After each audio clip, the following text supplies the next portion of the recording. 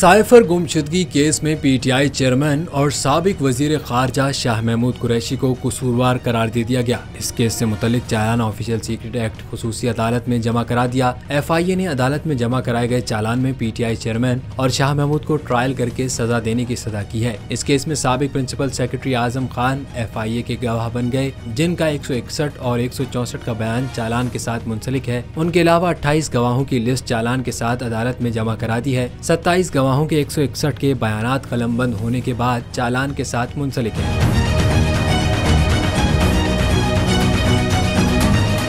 चालान में कहा गया है कि चेयरमैन पीटीआई ने साइफर अपने पास रखकर स्टेट सीक्रेट एक्ट का गलत इस्तेमाल किया। साइफर कॉपी चेयरमैन पीटीआई के पास पहुंची मगर वापस नहीं आई, जबकि शाह महमूद ने 27 मार्च की तकरीर की। फिर चेयरमैन पीटीआई की मामनत की तकरीर की ट्रांसक्रिप्ट CD भी मुंसलिक है। जराये के मुताबिक असद उमर FIA की मुल्ज़मान की लिस्ट में शामिल नहीं।